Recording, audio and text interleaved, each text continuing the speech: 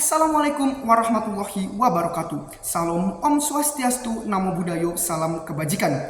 Terima kasih atas kesempatan yang telah diberikan kepada saya.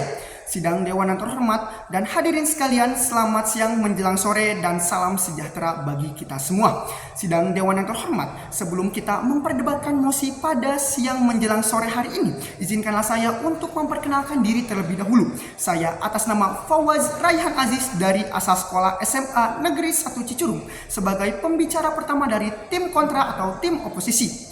Sidang Dewan yang terhormat, mosi yang diperdebatkan pada siang menjelang sore hari ini adalah mewajibkan orang tua untuk mengikuti tes uji kelayakan sebagai syarat memiliki anak.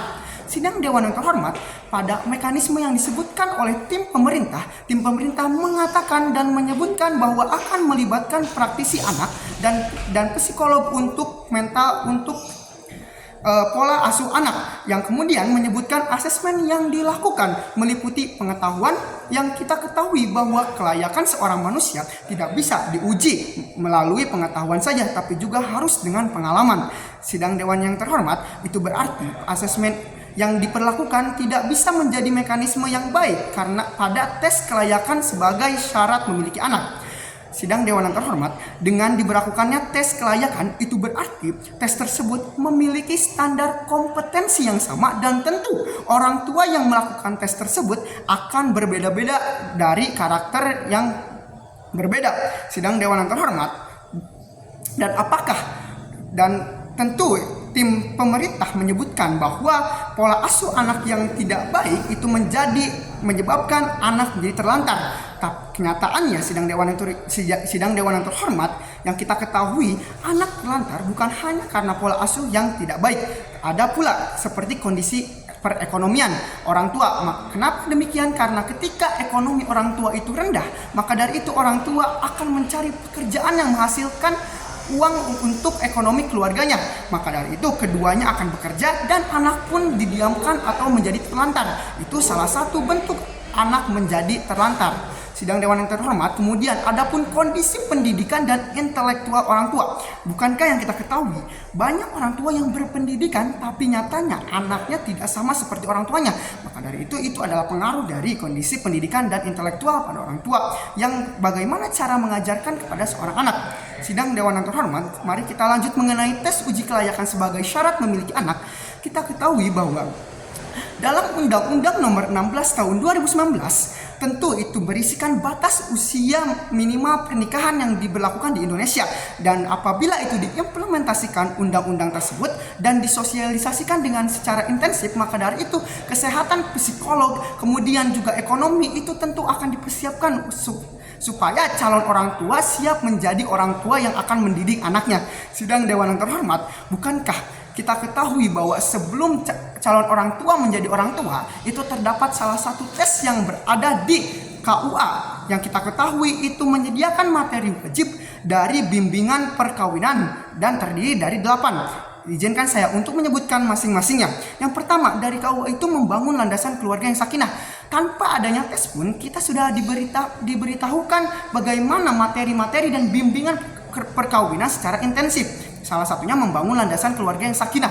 Sidang Dewan yang terhormat, dilanjut dengan yang kedua, merencanakan perkawinan yang kokoh menuju keluarga yang sakinah. Sidang Dewan yang terhormat, bukankah jika kita merencanakan perkawinan pada saat kita menjelang menjadi orang tua, kita akan diperkuat dengan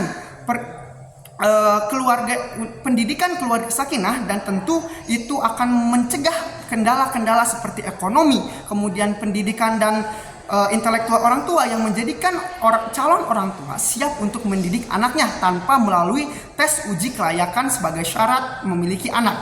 Sidang Dewan yang terhormat, dilanjut yang ketiga, yaitu tentang dinamika perkawinan, dan disitulah mental seorang calon orang tua itu akan dicoba dan dilatih karena untuk mempersiapkan apapun yang akan terjadi pada setelah perkawinan.